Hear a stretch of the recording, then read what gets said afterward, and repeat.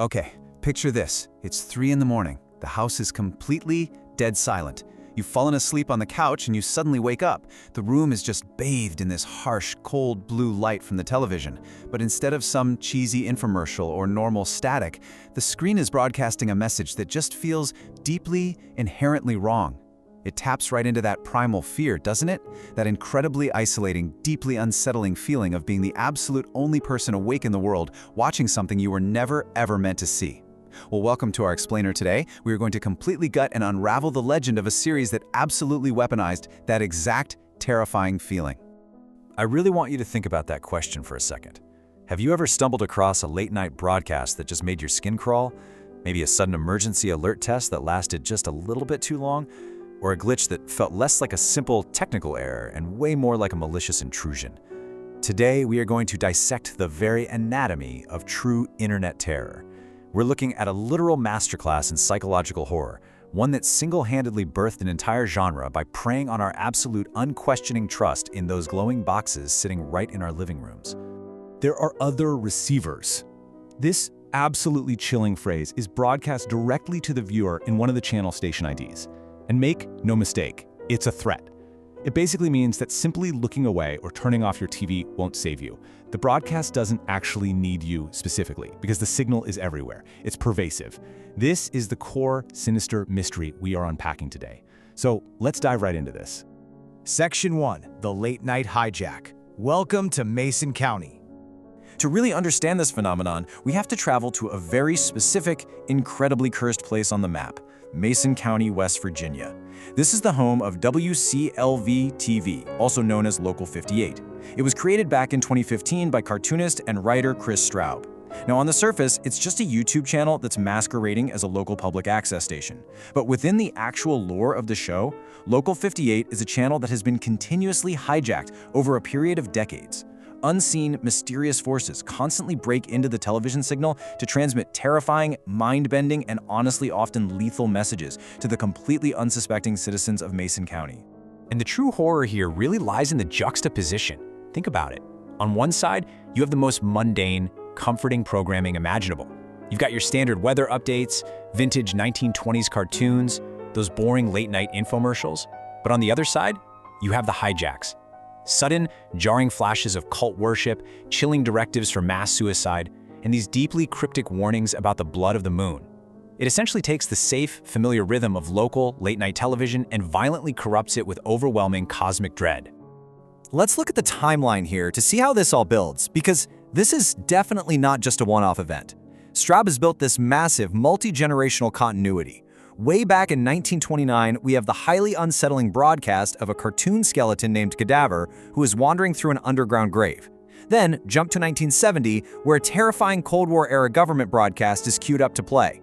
Fast forward to 2014, and we see modern dashcam footage of a driver being led straight to a roaring monster by their own GPS system. And right up to 2021, where the station attempts to switch over to a modern digital signal, only to be overwhelmed once again. The sheer scale of this lore shows us a decades-long siege on humanity, entirely through the airwaves. Section 2, the celestial threat. Do not look at the moon.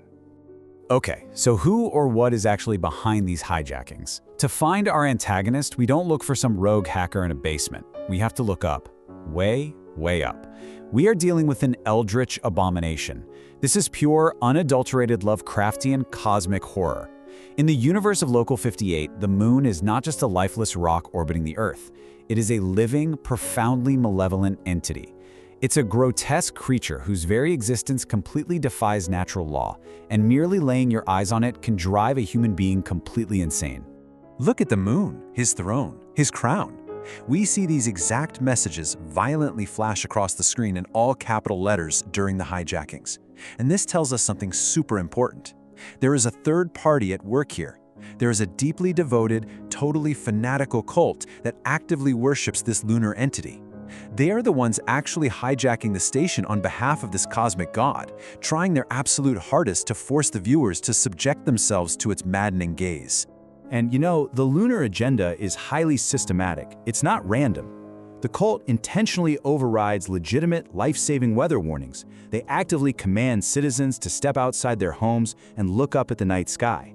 They use corrupted audiovisual signals, like those terrifying flashing faces in the Real Sleep episode, to literally brainwash anyone watching. Ultimately, they demand total submission and sacrifice to the entity they revere. It's incredibly calculating. I want to walk you through exactly how this psychological trap is sprung, because it is perfectly demonstrated in the episode Weather Service. Step 1. The station is just airing a normal, boring programming schedule. Step 2. An official emergency alert actually interrupts, warning viewers of a dangerous meteorological event and explicitly stating, "Do not look at the night sky." Step 3. The terrifying override. The screen glitches out, the text changes, and the new malicious message falsely claims the warning has been lifted. Step 4. The trap completely closes. The broadcast outright demands you go outside. You start hearing agonizing screams in the background audio. The moon entirely fills the screen. It is just a masterful, step-by-step subversion of our basic human survival instincts. Section 3. Weaponizing the broadcast. The psychological terror. This brings us to what is easily the most disturbing, insidious aspect of the entire Local 58 mythos.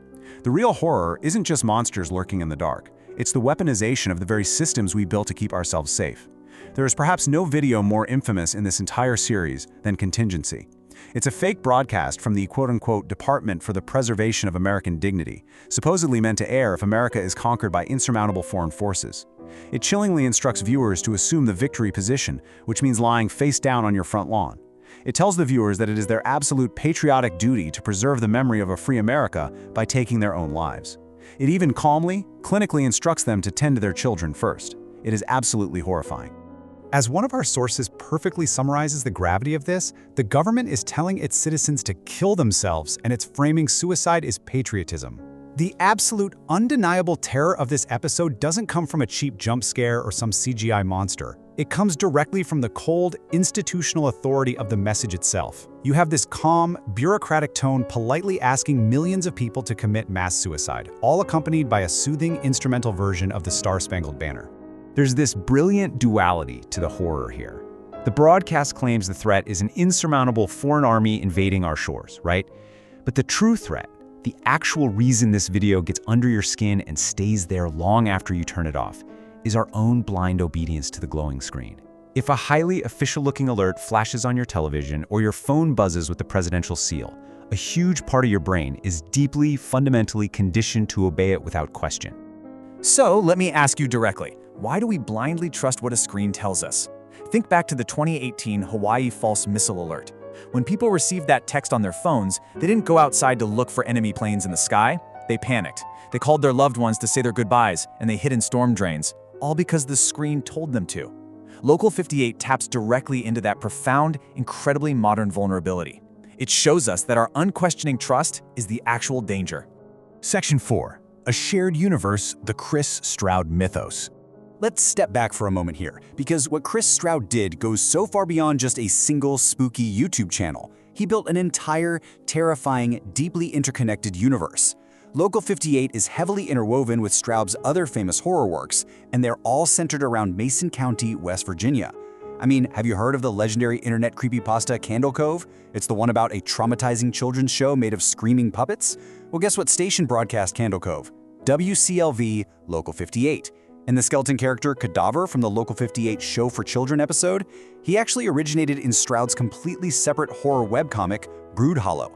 Plus, the abandoned, toxic town of Icor Falls is listed right there on the screen as part of Local 58's broadcast area.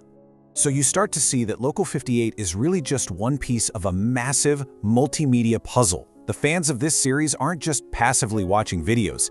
They are actively cross-referencing webcomics, digging through early 2000s internet forum posts, and exploring hidden websites just to piece together the narrative. Straub even launched a fully functional, archived Local 58 website that was absolutely loaded with hidden QR codes, corrupted files, and secret messages detailing the dark history of the cult, the Thought Research Initiative, and the celestial anomaly itself. It's honestly an incredible feat of storytelling. You have a single creator weaving this massive tapestry of cosmic dread across entirely different mediums, literally hiding the horrifying truth in plain sight.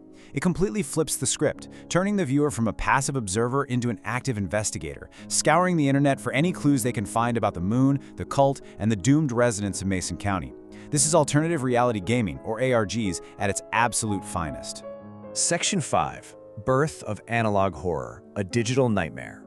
Ultimately, all of this meticulous world-building and psychological manipulation culminated in something so much larger than itself. Local 58 single-handedly codified an entire internet subgenre that we now know as analog horror.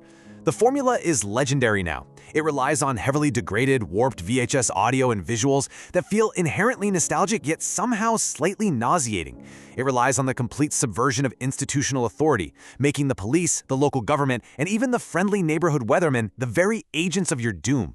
It constantly utilizes corrupted public service announcements. It totally weaponizes childhood memories, like those creepy black and white 1920s cartoons. Every major series that followed in its footsteps, shows like the Mandela Catalog, Gemini Home Entertainment, the Monument Mythos, they are all standing squarely on the shoulders of Local 58. As the fantastic YouTube channel The Y-Files put it so perfectly, every system designed to keep you safe has been turned into a weapon, and every one of them is trying to get you to do the same thing. Go outside, look up. That right there is the twisted, undeniable genius of Local 58. It takes the very fabric of our civilized society, our trusted emergency protocols, our daily GPS navigation systems, our reliable television schedules, and reveals just how incredibly easily they can be hijacked to destroy us. We're going to leave you with this final, lingering thought. The mystery isn't what is out there. The mystery is why we obey the screen. When you are sitting in the dark tonight, illuminated only by the faint glow of your smartphone or your television, I really want you to ask yourself, if an official blaring emergency alert flashed across your screen right this very second, telling you to walk outside and look up at the sky, would you do it? Thank you so much for joining me on this explainer. Keep your eyes open out there, but maybe, just to be safe, don't look at the moon.